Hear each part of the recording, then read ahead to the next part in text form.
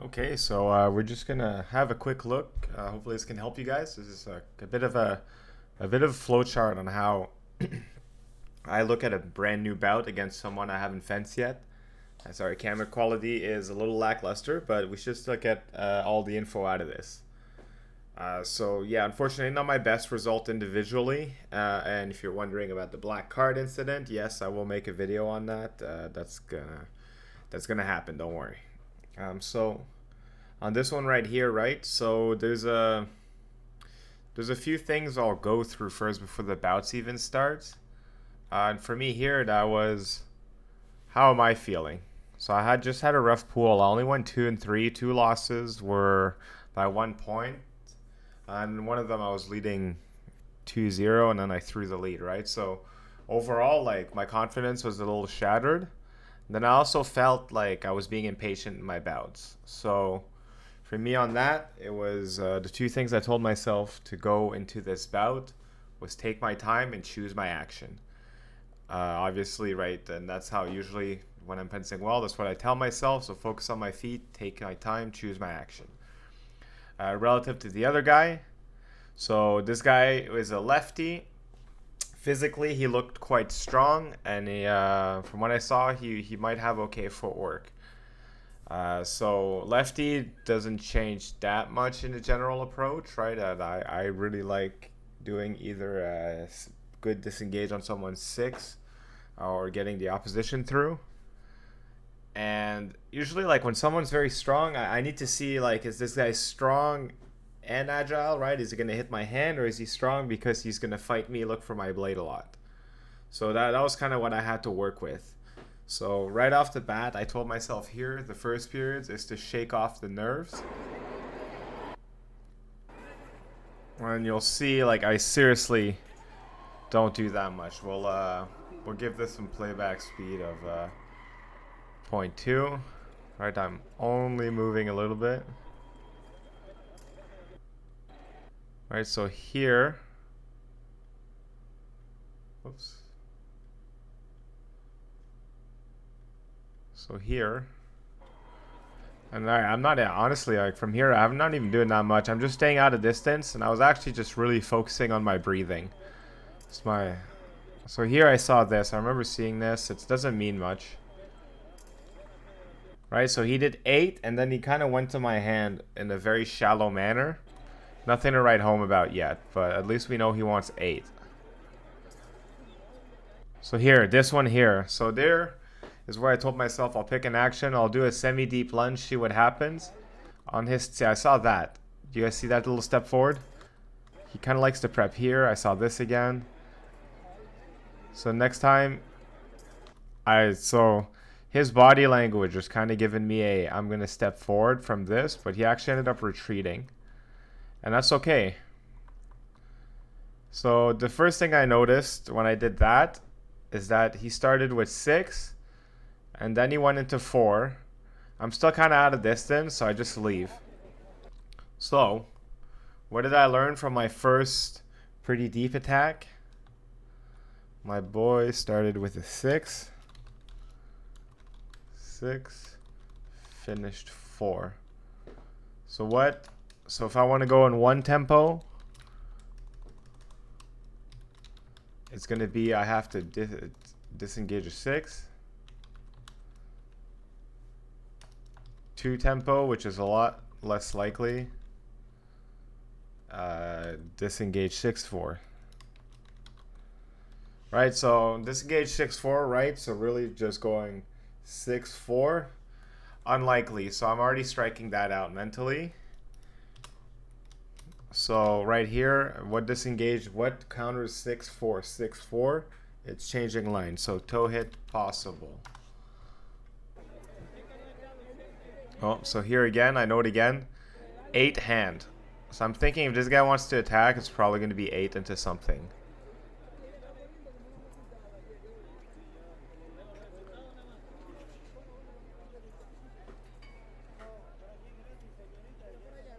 Again, the 8 wind up.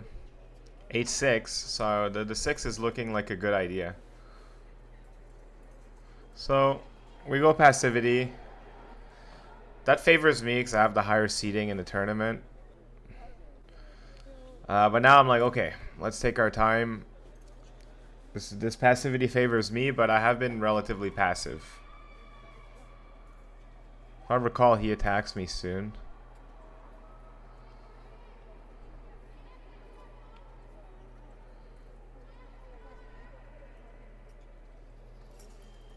Yeah.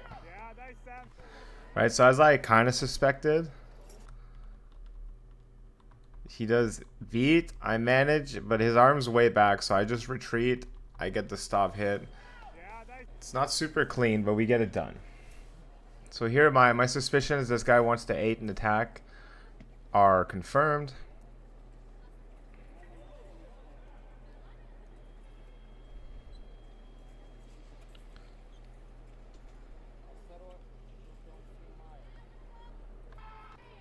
And not much is happening. If I recall here, I'm just waiting. I'm actually thinking we're going to go, yeah. I'm just kind of waiting. I'm still like finding my breathing, to be honest. I really like wasn't feeling myself from my pool. So a lot of the focus here was actually on me wanting to feel like kind of good about my fencing real quick. And yeah, admittedly, I'm being a little slow static. So here, yeah.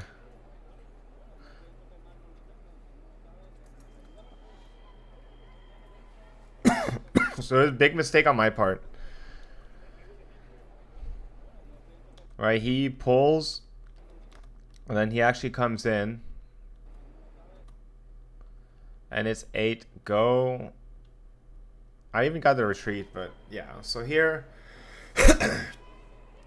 option is to chill out, don't panic.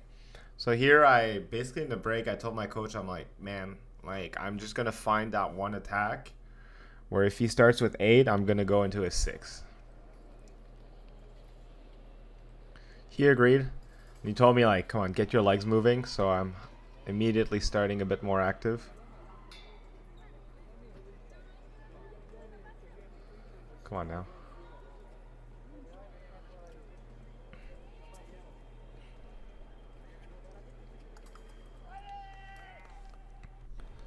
Alright, so now see, like, I noticed. So here, I kind of knew he was going to attack me because he kind of blatantly walked back a little bit. But I just followed a bit more closely. And then what does he do? He tries to do his 8. I just stick it into him, right? So you'll see. Right, he does his 8, but he barely latches on, so I'm able to just stop hit and leave.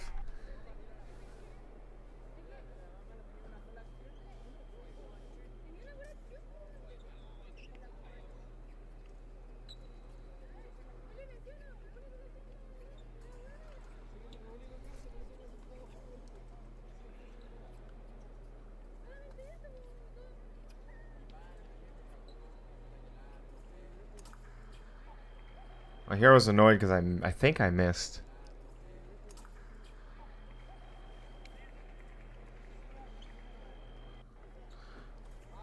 So here, alright.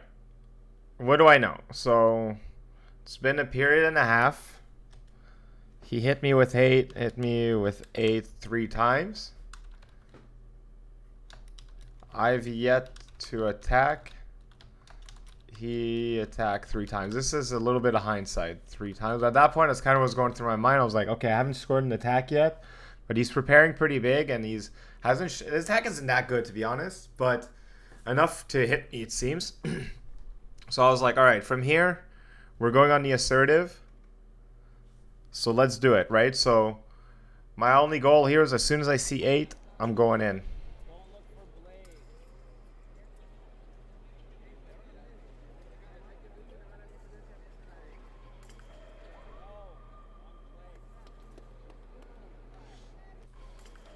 All right, so here I said as soon as I see Blade, I'm going in. But honestly, not a great move because he was really strong.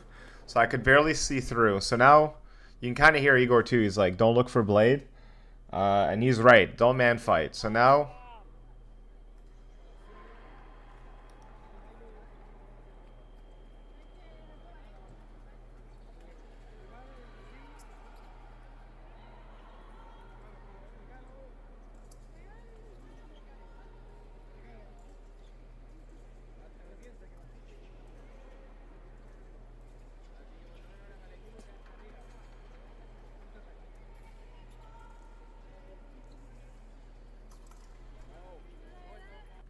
Yeah, so here, this was a little off again. See, like, I was getting... I was trying to find that, see, like, that... Here, like, normally, he's actually being really careful. I was looking for this little step right here. And I felt like I was going to do it again. Thankfully, I didn't get punished.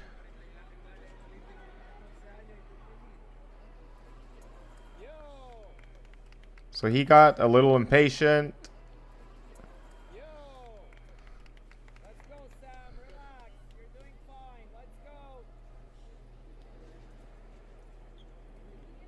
So that one's a bit of a freebie. So now I'm like, I got to abuse this.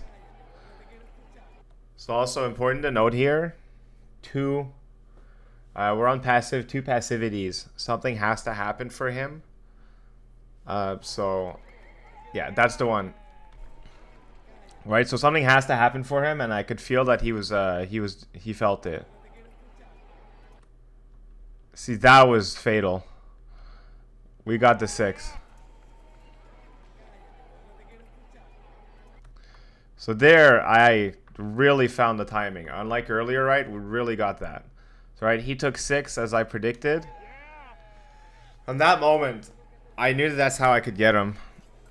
So instead of me waiting for him to pull, then push into me, I decided let's pull myself.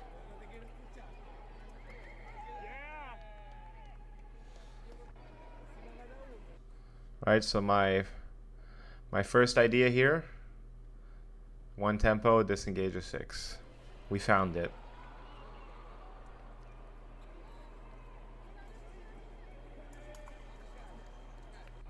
Right, so as before, instead of kind of like trying to opposition through, I really focused on getting the retreat first. Admittedly, I was a little mad because he like, not his fault, but he hit me like way after he passed. But I was like, that's not worth getting mad about.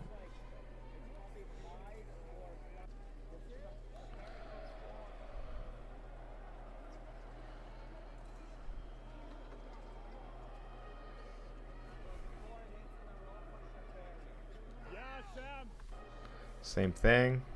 Pull. He's gonna overstep.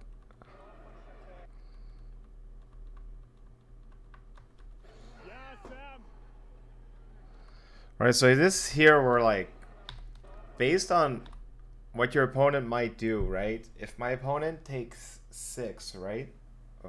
Takes 6, I'll go through.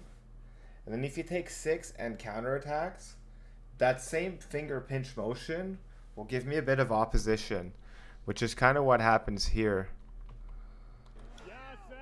Which let me get the single. So now here I basically kind of run away with the bout.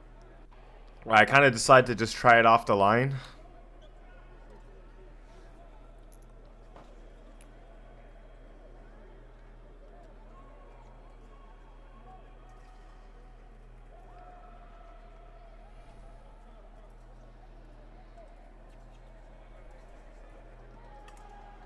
So here, I still want the same action, but I decide that I'm going to hide my blade. That way, when I start presenting it, it's a lot scarier. See, like my blade just goes down.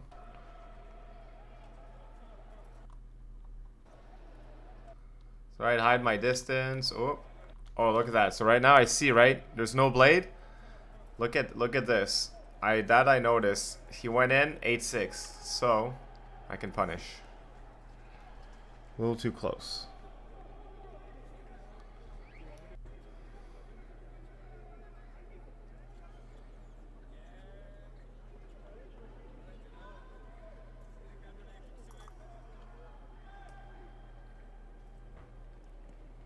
So you don't panic. I let him get too close. Right, see here, I favored the opposition over actively retreating. I do a bit of half of both, and nothing happens. So I go back to hiding my blade.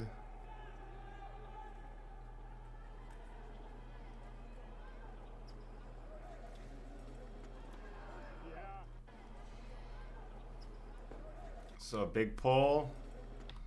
He prepares. I hit. So overall, this at this point we can kind of see the a pattern. So this I wouldn't. It was kind of lucky actually. This is kind of from Nick Zhang playbook. Right, but if you go in, right, he retreats. If I just try something and hold my distance, here I just happen to hit the hand. Did I mean to get a really cool hand flick? Yes and no. It just kind of happened.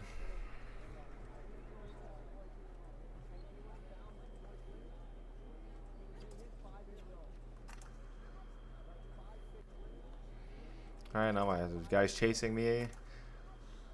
We double out. So now, yeah, next period. And then I just kind of close the bout out because I know what actions I have to do. Don't let him get too close. Punish his 6. Watch his 8.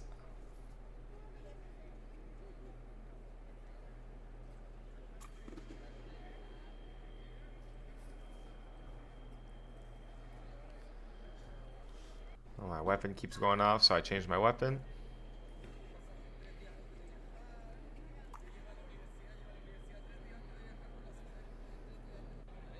And then my homie didn't watch the TikTok. I didn't really try toe hit because I hadn't really needed to yet. Then I just try it. Boom. Like, does it just happen? Like, I just kind of feel it. The guy moves his foot, and then I just close it. Right? So, the main things I would have anyone watching to focus on is how are you feeling first, right? Know when you're good, right? Know when you're fencing well, when you're fencing poorly. And how can you fix that real quick, right? How can you mentally go into that bout? Then after that, just push your find out if your opponent lefty. Oh, there's one thing I didn't add. My opponent was lefty pistol. He looks physically strong, right? Like kind of assess your opponent real quick. And then early on in the bout, I usually do a bit of like a strong action just to see how they react. The second I saw, I noticed finish 6 into 4. So then I put out my possibilities. And then after that, obviously a bout is a live flow. Yeah, so and then I hope this helps you. And then if you like this, obviously like, comment, subscribe. And as always, thank you for watching. I appreciate each and every one of you for watching my fencing videos. Thank you.